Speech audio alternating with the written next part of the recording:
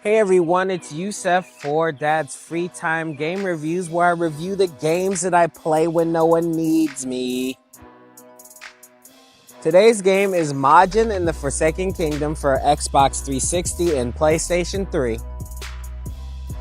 In this game, a young nameless thief goes into a castle to try and rescue a monster he heard was living there. Who did he hear it from? Well, it's interesting that you should ask. This thief has a gift. He can talk to animals like they're regular people. As a matter of fact, he is a thief purely because nobody knows what his name is. He doesn't really live in civilization. He just hangs out with animals all the time since he can understand what they're saying. Kind of like a Dr. Dolittle. He goes inside the castle and finds a monster named Teodoro. Also, the monster is known by the Majin because he is a magical mythical monster. The nameless thief frees the magical mythical monster, and the monster in turn gives him a name, Tepeu. And together Tepeu and Teodoro go through the whole kingdom and try to rid it of this darkness. Tepeu is the brains, Majin, Teodoro is the brawn. Majin also acquires more powers as he goes through. Because he was a Majin monster, he had a bunch of powers, but apparently the darkness took them all away. So as you rid the kingdom of the darkness, you also have to get most of his powers back. Also, there's a princess in there Teodoro wants to save. It's all very weird.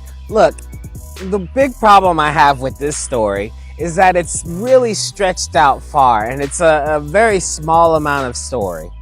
I mean, really, the thief, Tepeu, doesn't know what's going on, so Majin has to fill him in. However, Majin doesn't have his memories, so as you go throughout the game, Majin picks up all of his old memories and tries to explain it to Tepeu. But really, the story could be explained in about 5 minutes of exposition. And they try to stretch the story out by hand-picking these little teeny tiny moments in time, which you could have just explained in 4 sentences. It's supposed to unravel like a mystery, but there isn't much dialogue, so it just kind of makes it horrible. Like the space of time between those different cutscenes is so long that you kind of forget what you're supposed to be doing anyway. The gameplay is pretty nice. As you would expect, you have to use teamwork to try and get through a whole bunch of puzzles. It's kind of an open world adventure, but you don't really talk to anybody in the adventure other than animals. Tepeu and Majin have a couple of teamwork moves in which Tepeu can get to higher places. Majin can catapult stones into different areas so Tepeu can get to them.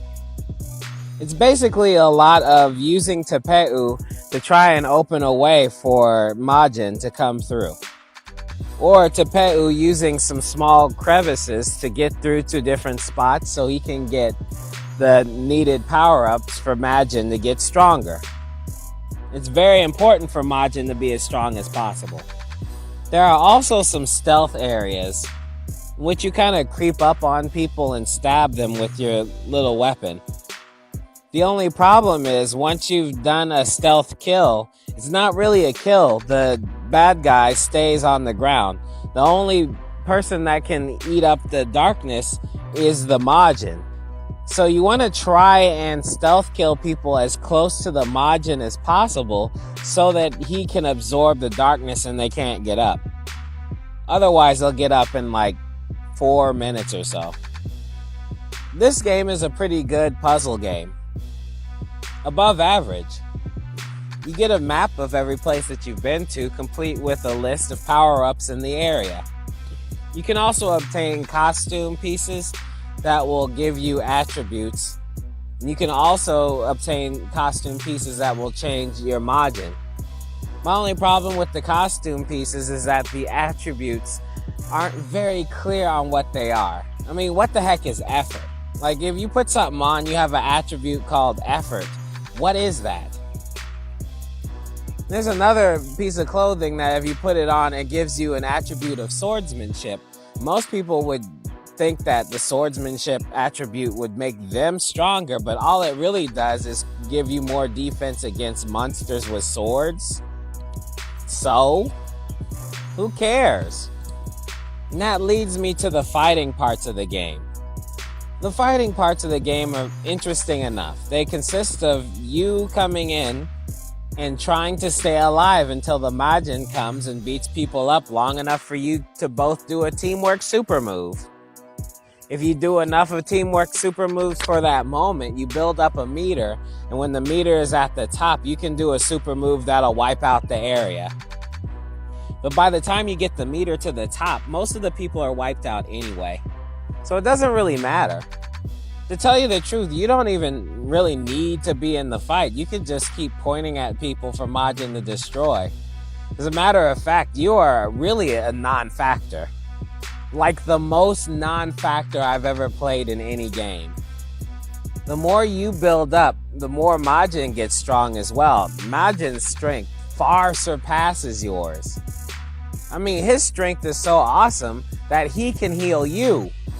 But it is a disappointment that Tepeu has little to no strength when it comes to any of these monsters. Even with his weapon imbued with some of the energy from Majin's power, it just doesn't matter. It kind of makes the fights real boring because you're not very active. You're more of a spectator. The bosses were really fun. They were kind of like Legend of Zelda type bosses, in which you use a tool or a power that you just learned like 30 minutes ago to exploit the weakness in the boss. Sometimes it was a little difficult figuring out what the game wanted you to do against the boss. They tried to clue you in by having Majin say stuff to you.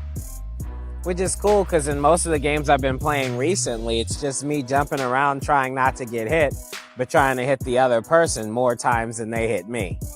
A few things worth noting. Majin's AI is pretty good, but it's really slow. You will find yourself twiddling your thumbs waiting for him to catch up to you. Another thing, this game has that feature that a lot of games did during its era, where they give you a sprint button, but if you try to use it to get someplace faster, it'll make you stop and breathe. That's very irritating. I mean, you can have a magic monster that shoots fire and electricity from its mouth, but you can't have unlimited running abilities. Like, I'm to believe that Tepeu is so good at jogging that he can jog anywhere he wants to in perpetuity. However, if he wants to full out run, he can't do it. He's gotta stop and breathe. This made it a little frustrating because you pretty much have to get all of the treasure chests and the memory shards and the power-ups for Majin in every little section that you're at. If you don't get all of the stuff, you get the bad ending. If you do get all of the stuff, you get the good ending. I've gotten both endings, they're both pretty good, and it should be on the video right before this review. The memory shards only come out at night. I think it takes about 15-20 minutes for the days to cycle. So once it's nighttime, you gotta go and pick up all the shards as fast as you can in the places that you left without any shards. Every spot has a shard. Fortunately, none of the places that I had to find any of the treasure chests or power-ups or memory shards were very hard to find. Since they were all confined in one small spot that the map would tell you, then you can pretty much search that area very efficiently. So that's all I got. Majin and the Foresaken Kingdom is a game that is completely finished, but it feels like they left a lot of stuff out. Like, if they had a co-op mode in this game, this would be the type of game that a dude could play with his girlfriend. Could learn a lot of teamwork. Unfortunately, it's not. Unfortunately, Tepeu could have been more fun as far as action is concerned. But if you come into this game expecting an adventure puzzle game, then this game is a pretty good game. It's got lots of puzzles and lots of time to burn. If you want to see more of the game, I have my Let's Play on this same channel. If you want to see the speed paint that I did for the cover, That is on the Crafty Acuity YouTube channel. Otherwise, go ahead and purchase the game and enjoy it for yourself. If you hit the thumbs up on this or any of the other videos, thank you so much. Thank you very much. I really appreciate it. And you guys have a very nice day. Schwupp-de-whoop, Free Mac Martin. Peace.